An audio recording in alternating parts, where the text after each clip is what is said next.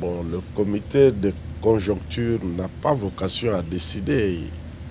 Il a vocation à examiner les dossiers soumis au Conseil de ministres qui, lui, décide. Aujourd'hui, nous avons examiné d'abord, comme d'habitude, la note de conjoncture que Madame la vice-première ministre, ministre du Plan, a présentée. Nous en avons pris acte.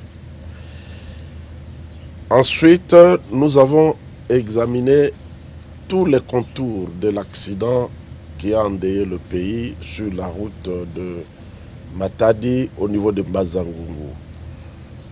Le ministre de l'Action humanitaire et Solidarité nationale, qui a été dépêché sur le terrain,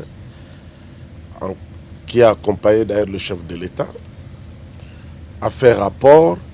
Il a été complété par le ministre des Hydrocarbures parce que c'est fait qu'on a retrouvé beaucoup de bidons de carburant dans ces véhicules accidentés, ce qui a aggravé l'accident et a occasionné même de pertes en vie humaine au nombre de 31, je crois. Oui. Voilà. Et le ministre de Transport aussi a planché sur le même sujet en insistant sur le fait que les normes de circulation routière ne sont pas respectées. Je crois que le gouvernement entendra davantage les collègues sur la question pour que des mesures soient préconisées. La responsabilité, tant pénale que civile, du propriétaire de ces véhicules-là est engagée à ces points. Des actions seront entreprises contre celui-ci ou celle-là si c'est une femme. Le ministre de l'ESU, Enseignement supérieur et universitaire, a présenté le dossier de la situation des arriérés de paye des enseignants des universités et instituts supérieurs, qu'on appelle reliquat, je crois. Le manque à gagner dû à l'écart entre le taux auquel les étudiants payent le Minerval et le taux réel.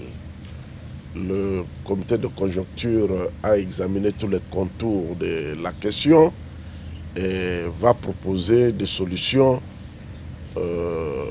au Conseil des ministres. Je crois que le vendredi, les professeurs auront une réponse sur cette question-là. Ils peuvent savoir que le gouvernement s'en préoccupe. Le ministre de la Défense est venu présenter au comité de conjoncture les capacités industrielles de notre armée. Notre armée nationale a en son sein des usines, des industries comme la Fridex. Notre armée nationale a le génie civil. Notre armée nationale a des ateliers qui peuvent nous fabriquer beaucoup de choses ici et nous coudre même des uniformes des militaires qui nous coûtent très cher en termes d'importation. Le ministre des Finances a présenté son rapport de mission à la Banque mondiale et au Fonds monétaire international. J'ai présenté moi-même l'état d'avancement de l'élaboration du budget de l'exercice 2020. Et enfin, le comité de conjoncture a reçu le DG de l'office de route qui est venu présenter le cas du pont Bundwe dans le Katanga, le pont sur la rivière Lualaba qui s'était écroulé à cause d'un véhicule en surcharge. Et le gouvernement a pris acte. Le dossier sera présenté le vendredi pour une solution aussi idoine. Alors, le ministre des Transports a présenté le dossier sur la construction du port en eau profonde de Banana. Il y a des étapes déjà franchies, il y en a beaucoup d'autres qui ne l'était pas.